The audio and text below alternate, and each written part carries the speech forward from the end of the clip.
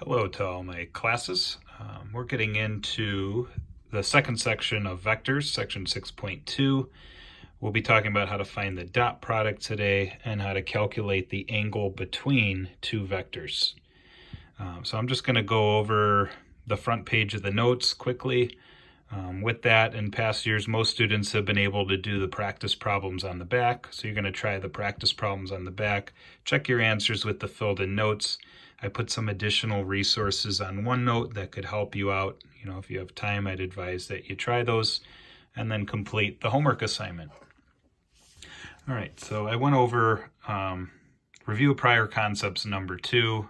We're just reviewing how to multiply matrices. So we have a 1 by 2 being multiplied by a 2 by 1. Remember, if the inner dimensions match, we can multiply the matrices, and the result would be a 1 by 1. So we're just getting one element in the answer matrix. And then to get that element, I would take 1 and multiply by 4. So that's going to give me 4. And then I would take -3 and multiply by 2. So that's -6. And when I add those up, I get -2. So the dot product is really coming from matrix multiplication. Okay, I have two matrices. One we're going to call A and B, and the other C and D. So we have two vectors, I should say. Think of them as matrices. So we'll take A and multiply by C. So we have A times C. And then we're adding that to whatever B times D equals. And that's the formula to calculate dot product. A times C plus B times D. And that's always going to get you a scalar number, just a normal number. It has a lot of applications to it. Obviously, one of the applications is we're going to use it to help calculate the angle measure between two vectors. All right, so let's just do an example of dot product. So we have component form of vector U, component form of vector V. The way we pronounce this is U dot V, as the smiley face is saying. So for notation purposes, we're going to say U dot V equals, and then we should show our work here. Okay, if we want to write the variables above, we can. We have A, B, C, D. I'm going to multiply A times C, so I have 1 times 4 plus, and then I'm going to multiply B times D.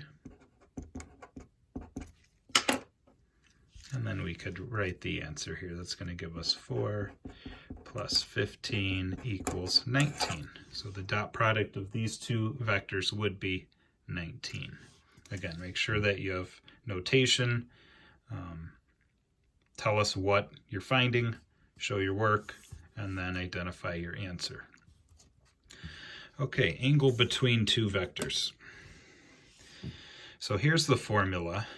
Cosine of our angle equals, you can see we have dot product on the numerator, and in the denominator is magnitude of vector U, or the first vector that you're using, times magnitude of vector V.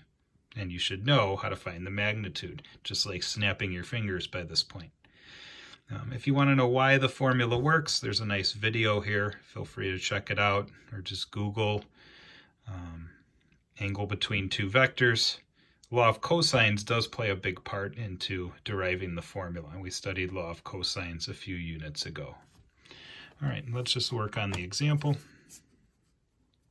So we're going to say cosine of our angle equals, and then we're going to find the dot product on the top. And these are the same vectors I worked with up here. So it's going to be 1 times 4 plus 3 times 5. Okay, and then on the bottom, on the denominator, I want magnitude of vector U. So I'm going to make a radical, and we're going to square the horizontal component, add that to the vertical component squared, and that's going to be multiplied by magnitude of vector V. So same thing, square horizontal component, which is 4, add that to 5 squared, and now we're just ready to do the math. Okay, so our dot product is 19. 1 squared is 1, plus 3 squared is 9. 1 plus 9 is 10, so we'll get radical 10 from magnitude of u. And then we get 4 squared 16 plus 5 squared 25 is 41. 16 plus 25 is 41.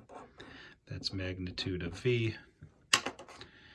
You could multiply these out and simplify the radical if you wanted, but remember we're finding the angle, so we have another step. So let's just find the angle now.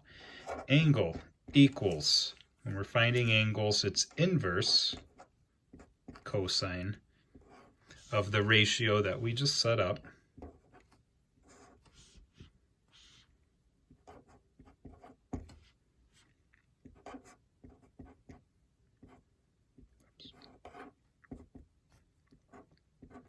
And then you'll want to calculate that on the calculator and make sure you're in degree mode.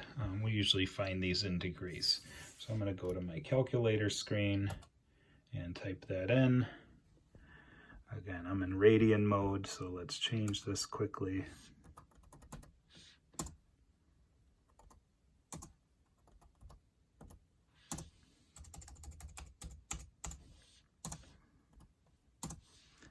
And we want inverse cosine. Control division, we'll set up a fraction. 19 on top. On the bottom, we want radical 10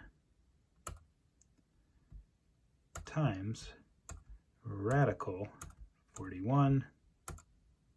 Oops, forgot the 4.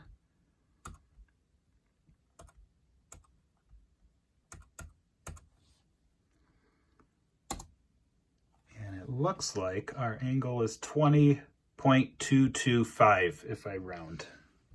So we'll write that down, 20.225 degrees. Okay, and let's just take a look here. I graphed the vectors in blue. We have vector u. So I would start at 0, 0. That's my initial point. My terminal point would be right 1 and up 3. And then vector v is in red. So initial point 0, 0, terminal point right 4, up 5, and we're finding the amount of space between. We're finding this angle.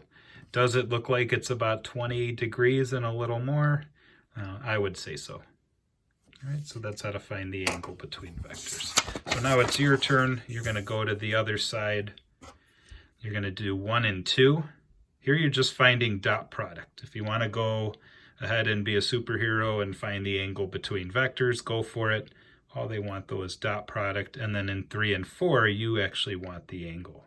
So try all of those, check your answers on the filled in notes, and then you'll have to see what orthogonal means. You can find that from the textbook, you could find it from Googling it, you could find it from the filled in notes, and then here's a little more challenging example. If you have any questions, I'll be available for a video chat tomorrow. I'll announce the time on Remind. Thanks for listening, and good luck with the assignment.